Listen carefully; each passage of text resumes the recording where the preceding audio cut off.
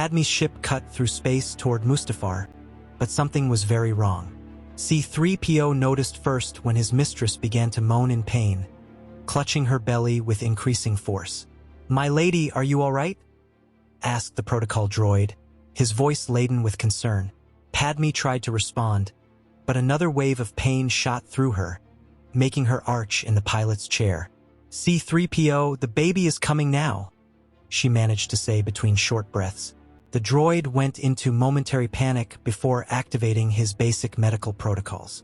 "I need to help you land, my lady, hold on tight," said C-3PO, partially taking over the controls while Padme fought against the contractions. Hidden in the cargo compartments, Obi-Wan Kenobi remained silent, unaware of the drama unfolding in the cockpit. The ship shook violently as it entered Mustafar's turbulent atmosphere, and Padme screamed again, this time louder.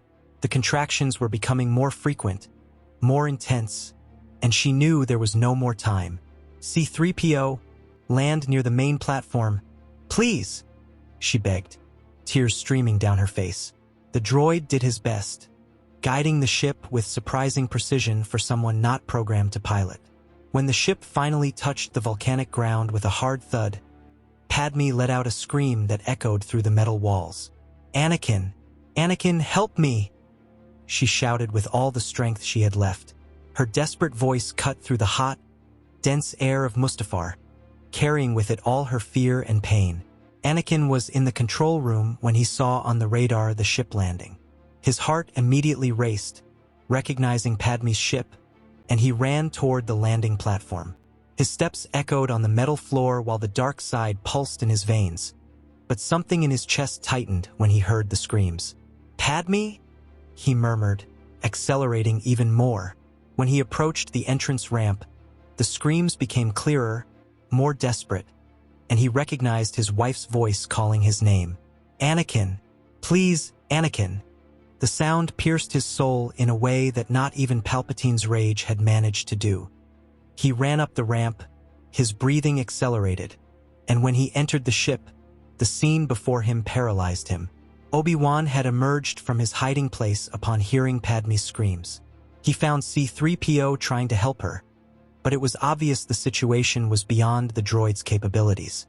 "Padme, I'm here," Obi-Wan said, kneeling beside her and using the Force to assess her condition.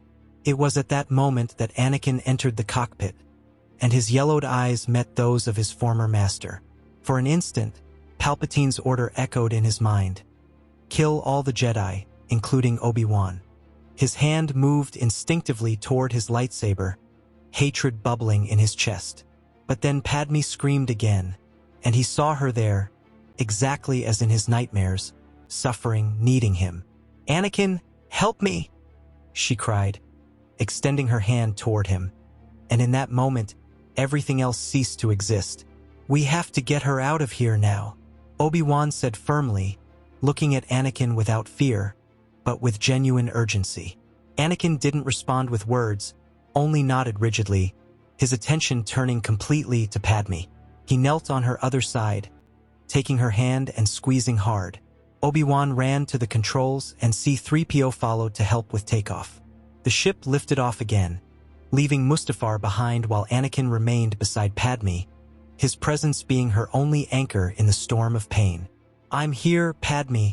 I'm here," he repeated, his voice trembling. She squeezed his hand with superhuman strength as another contraction shot through her, and Anakin felt every drop of her suffering through the Force. The ship headed for Polis Massa, where Yoda and Bail Organa were already waiting. When they arrived, medical teams were ready, and Padme was quickly taken to the delivery room. Anakin followed her, refusing to leave her alone for a second, and Obi-Wan stayed outside with the others, processing everything that had happened. Inside the room, Anakin held Padme's hand throughout the entire process, his tears falling silently while she fought to bring their children into the world. First came Luke, small and crying loudly, then Leia, equally strong. When the babies were placed in Padme's arms, and she smiled despite the exhaustion, Anakin felt something break inside him. She was alive, their children were alive, and his nightmare had not become reality. Padme rested in the medical wing while the droids monitored her vital signs, Luke and Leia sleeping in cribs beside her. Anakin remained there for hours, just watching them, his heart divided between relief and the darkness that still consumed him. Finally, he stood up, his face hardening again as the dark side reassumed control. He left the medical wing and found Obi-Wan and Yoda talking in low voices in the corridor. "Anakin, what have you done?" Obi-Wan asked, his voice laden with sadness and confusion. Before Anakin could respond, the station's sensors sounded the alarm, and through the windows, everyone saw Palpatine's Imperial ship emerging from hyperspace. The air became tense, and Anakin, who had sent his location to Palpatine, looked at his former companions with empty eyes. "Because of Padme and my children, we won't fight here," he said coldly. "Leave here while there's time." Yoda studied Anakin carefully, his ancient eyes seeing through the layers of darkness surrounding the fallen young Jedi. He knew they could defeat Anakin if necessary, even in his weakened state, but with the Imperial ship arriving, the chances of victory diminished drastically. Bail Organa was already running to prepare an escape ship, understanding the gravity of the situation. "Leave we must," Yoda said finally. Obi-Wan hesitated, looking at Anakin one last time, searching for some sign of the man he had trained. But all he saw was darkness and cold determination. "May the Force be with you, my old friend," Obi-Wan whispered before following Yoda. They ran to Organa's ship while fighters began to detach from the Imperial ship. The escape was chaotic and desperate, with Imperial fighters pursuing them through the Polis Massa system. Obi-Wan piloted skillfully while Yoda used the Force to predict the enemy's movements. Organa worked on the defensive systems, deflecting laser shots that cut dangerously close. Finally, after a series of risky maneuvers through an asteroid field, they managed to escape and make the jump to hyperspace. The silence that followed was heavy, each of them processing what had happened. "He wanted to face us alone?" Obi-Wan finally said, still incredulous at Anakin's restraint. Yoda closed his eyes, his voice laden with deep sadness when he responded.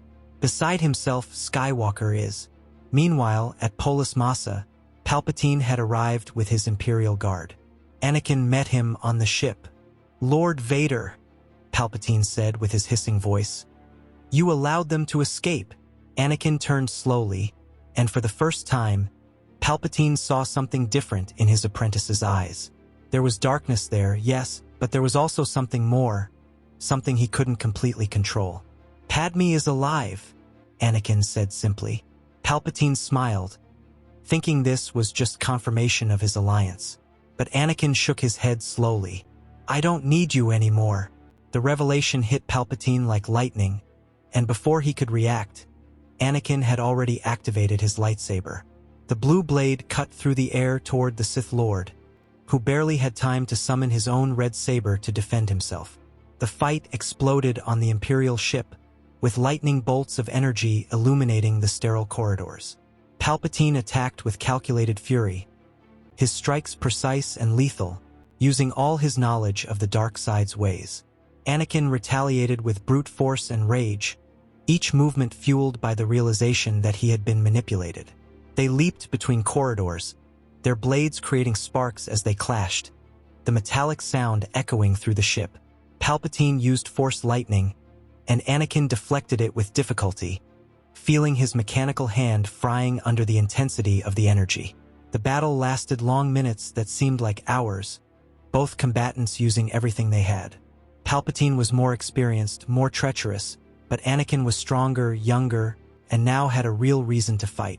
In a final desperate move, Palpatine launched a massive wave of Force lightning, and Anakin tried to block it with his saber. His mechanical hand exploded under the pressure, pieces of metal flying through the corridor. But Anakin used the pain as fuel, advancing through the electrical storm and driving his blade into Palpatine's chest. The Emperor fell, his yellow eyes wide with shock and hatred, and his last words were a poisonous whisper. Anakin stood over the body, his breathing heavy, his destroyed hand hanging at his side. He had won, but at what cost? He looked at the medical station where Padme slept with their children, and right there, he declared himself the new emperor of the galaxy. Luke and Leia grew up in the marble halls of Coruscant, surrounded by imperial luxury and the weight of a complicated legacy. Padme incessantly tried to bring Anakin back to the light, talking with him late at night about the ideals they once shared. "Anakin, you saved the galaxy from Palpatine, but now you've become what we fought against," she would say, her hands gently touching his face. Anakin looked at her with eyes that alternated between yellow and blue, fighting against the chains that bound him to the darkness. With Luke and Leia, he showed glimpses of light, moments where the loving father he could have been shown through the shadows. He took them to see the landing platforms at sunset, told stories about piloting pods on Tatooine, smiled when Leia asked intelligent questions about politics. But power was too strong a drug, and whenever he began to move away from the darkness, the desire to control, to dominate, pulled him back. When Luke reached the appropriate age to begin Force training, Anakin personally took on the role of master. The sessions took place in a special training room in the Imperial Palace, where father and son practiced with lightsabers and dark side techniques. Luke was naturally talented, his connection to the Force strong and pure, but Anakin molded that talent with teachings of anger and domination. Power comes through emotion. Luke, Anakin taught, let your anger flow, become stronger through it. Padme watched these sessions through monitors, her heart breaking more and more as she saw her son being corrupted. She tried to counterbalance Anakin's teachings, talking with Luke about compassion, about helping others, about the true meaning of strength. But Anakin's words, combined with his visible power, had more weight in Luke's young mind. Leia followed a different path, absorbing her mother's political genius like a sponge. She attended Imperial Senate sessions alongside Padme, learning about diplomacy, strategy, and the art of negotiation. But she also saw the hypocrisy, saw how her father used the Senate as a tool of control instead of true representation. "Why do we pretend they have a voice, Mother?" Leia asked once, her young mind already understanding the layers of manipulation. Padme held her daughter's face tenderly, because one day, hopefully, the Senate's power will become reality again. And when that happens, you need to be ready. The relationship between Padme and Anakin deteriorated rapidly, their conversations becoming arguments, their arguments becoming icy silences. What Anakin had always desired, to have Padme by his side at all costs, had become his greatest curse. She was there physically, but her heart was increasingly distant, and this tormented him in ways the Force couldn't heal. The tension finally reached the breaking point when Padme realized she was completely losing Luke to the darkness. She began to plan in secret, using her political contacts and the support of Bail Organa, who still worked behind the scenes to restore democracy. One night, while Anakin was involved in Imperial affairs in another sector of the galaxy, Padme woke Luke and Leia. "We need to go now," she said urgently, her voice trembling. Luke hesitated, confused and divided. "But my father said," he began. "Your father is lost, Luke," Padme interrupted, tears in her eyes. "I can't lose you too." Leia didn't hesitate, completely trusting her mother. Together, they fled Coruscant in a discreet ship, using routes that Organa had meticulously planned. When Anakin discovered this, his rage was absolute, but beneath it was something deeper. Pain, loss, and the terrible realization that everything he had fought to preserve was slipping through his fingers. Years passed with Padme, Luke, and Leia living discreetly in outer systems, always moving to avoid detection. Luke grew strong and powerful, training alone with what he had learned from Anakin, but without the guidance he needed. Leia became a formidable political leader, working alongside Bail Organa to build a resistance against the Empire. Eventually, Anakin located them and, instead of forcing them to return, offered a deal. Luke would become his general, commanding Imperial fleets, and Leia his representative in the Senate, giving voice to his policies. Padme initially opposed, but Luke and Leia, now adults, chose to accept, believing they could change the Empire from within.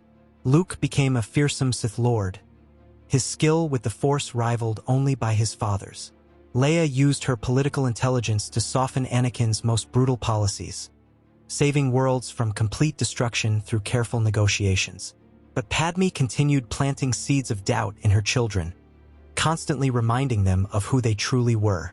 Luke and Leia began to confront Anakin about his decisions, questioning orders they considered excessively cruel. The confrontations became increasingly intense, family meetings transforming into heated debates about morality and power. Anakin saw his own family turning against him, and this fed both his anger and his sadness. Finally, after a particularly brutal decision by Anakin involving the destruction of a rebel system, Luke confronted him directly. "This has to stop," Luke declared, his lightsaber already in hand. Anakin looked at the son he had trained, seeing his own determination reflected back. "Then make me stop," he responded, activating his own blade. Father and son fought in the halls of the Imperial Palace, their blades dancing in mortal combat. Luke was powerful, but was no match for Anakin's experience and fury. In a quick movement, Anakin cut off Luke's hand, who fell clutching the stump while his saber rolled across the floor. Luke fled Coruscant in a stolen ship, his lost hand throbbing with pain as he flew with no certain destination. He landed on a remote planet to make emergency repairs, and it was there, in his solitude and despair, that something extraordinary happened. The translucent form of Qui-Gon Jinn appeared before him, bathed in soft blue light. "Luke Skywalker," the apparition said with a calm and comforting voice, "your path doesn't need to end in darkness." Luke recoiled, shocked and confused. "Who are you? How are you here?" Qui-Gon smiled gently. "I am someone who knew your father when he was still a boy full of hope. Go to Dagobah. There you will find the masters who can show you another path." Before Luke could ask more questions, the apparition vanished. With no other direction to follow, Luke programmed the coordinates there, a swampy planet that didn't appear on most stellar maps. Luke's ship penetrated the planet's dense atmosphere, landing with difficulty on the muddy terrain. He limped out, his absent hand making balance difficult, and began to explore the hostile environment. It didn't take long for him to sense powerful presences in the Force, and soon he found a small cabin hidden among ancient trees. Obi-Wan Kenobi was the first to emerge, much older now, his beard long and graying. "Luke," he said simply, as if he had been waiting for this moment for years. Yoda emerged next, leaning on his staff, his ancient eyes studying the young man with interest. "Skywalker's son, finally coming to us?" Yoda murmured. Luke fell to his knees, all his bravado disappearing. "Please help me. I don't want to be like my father, but I don't know another way." The months that followed were transformative for Luke. Obi-Wan told stories about the Jedi Order, about what it meant to be a guardian of peace instead of an agent of destruction. He spoke about Anakin as he was before the fall, a brilliant and passionate young man who wanted to save everyone. "Your father was the best of us in many ways," Obi-Wan said one night while they watched the stars through the swampy mist. "But fear consumed him, and fear leads to anger, anger to hatred, and hatred to suffering." Yoda took over Luke's physical training, teaching him techniques and philosophies that Anakin had never known. Not from the dark side, true power comes, Yoda taught while Luke practiced levitating rocks. From serenity, from peace, from understanding the Force as a whole, comes balance. Luke absorbed everything, feeling the darkness within him being gradually illuminated by something purer and stronger. During the intense months, Luke's training went beyond anything Anakin had taught him. Yoda made him meditate for hours in the dense swamps, connecting with the life around him, feeling every creature, every plant, every drop of water as part of a greater whole. "The Force is not a weapon, young Skywalker," Yoda repeated while Luke struggled to maintain concentration. "A river it is, flowing through all living things," Obi-Wan complemented with combat exercises that emphasized defense and control instead of aggression, making Luke unlearn the violent instincts his father had planted. There were moments of deep frustration, where Luke questioned whether he could completely abandon the dark side that had been part of him for so long. But gradually, through trials that tested not his strength, but his character, Luke began to understand what it meant to be a true Jedi. Yoda made him enter the dark cave, where Luke faced visions of himself as a Sith Lord, and only by accepting that potential without letting it control him did he emerge transformed, finally ready to confront his father not as an enemy, but as the son who could save him. After a year there, Luke was transformed. He built a new lightsaber, its green blade symbolizing his new path, and a new mechanical hand replaced the one he had lost. He looked at his masters with renewed determination. "It's time for me to return," he said. Yoda shook his head slowly. "Ready you are, young Skywalker, but careful you must be. Powerful your father is, and consumed by darkness." Obi-Wan placed a hand on Luke's shoulder. "Remember, it's not to destroy him, but to save him. There is still good in him, I sense it. You are the key to bringing that good back." Luke boarded his ship, leaving the swampy planet with a lighter heart than he had had in years. He set course for Coruscant, knowing that the confrontation to come would define the galaxy's fate. Luke arrived at Coruscant during an Imperial Senate meeting, where Anakin presided over political discussions. He marched directly to the throne room, his presence causing commotion among the Imperial guards. Leia saw him first, and her eyes widened in shock and hope. "Luke!" she whispered. Anakin felt his son's presence before seeing him, and a dark smile crossed his face. "So you've returned to finish what we started," he said, descending from his throne. Luke activated his new lightsaber, the green blade shining intensely. "No, Father, I came to free you." The second battle between father and son began there, but this time it was different. Luke didn't fight with anger, but with calm and centered purpose. He deflected Anakin's attacks instead of returning them with force, looking for openings without seeking to cause excessive damage. Anakin attacked with all his fury, frustrated by the change in his son, but Luke remained firm and patient. The fight spread throughout the palace, attracting everyone's attention. Padme watched with her heart in her throat, while Leia evacuated the senators to safety. Luke used everything Yoda and Obi-Wan had taught him, moving with the Force instead of against it. Gradually, he began to gain advantage, not because he was stronger, but because he was more balanced. In a crucial moment, he disarmed Anakin, sending his lightsaber flying through the air. Anakin fell to his knees, expecting the final blow. But Luke deactivated his saber. "I won't kill you, Father. I am a Jedi, as you should have been." The words penetrated through Anakin's defenses, and for the first time in decades, genuine tears streamed down his face. Luke took control of the Empire that day, but not for himself. He immediately convened a special Senate session, where Leia proposed a vote to dissolve the Empire and establish a new republic. With Luke's support and the absence of Anakin's oppression, the vote passed. Bail Organa, who had worked tirelessly behind the scenes all these years, was elected the first Supreme Chancellor of the new republic. Anakin, stripped of his power but free of its weight, asked Luke to take him to the Masters. Together, they returned to the swampy planet where Yoda had spent his final years. The old master was on his deathbed, but smiled upon seeing Anakin. "Young Skywalker," he said with a weak voice. "Found redemption, have you?" Anakin knelt beside the small Jedi, tears falling freely. "Master Yoda, I'm sorry. For everything. For the Order, for the lives lost. For the galaxy I almost destroyed." Yoda placed his small green hand over Anakin's. "Learn from our mistakes, we must. Build something better, you can now." With those last words, Yoda became one with the Force, his body disappearing, leaving only his clothes. Anakin, Luke, and Obi-Wan remained there in silence, honoring the great master's memory. Then, together, they began to discuss plans for a new Jedi Order, one that would learn from the mistakes of the past. Anakin knew he would spend the rest of his life trying to repair the damage he had caused, but for the first time in decades, he had hoped that redemption was possible. And with his son by his side, he finally found the purpose he had lost so long ago. Not to conquer the galaxy, but to help heal it. 10 years passed since that day on Dagobah, and the galaxy had changed in ways few imagined possible. Luke established the new Jedi Order in a temple built on the plains of Naboo, far from the shadows of Coruscant, where young Force sensitives were trained not to be soldiers, but true guardians of peace.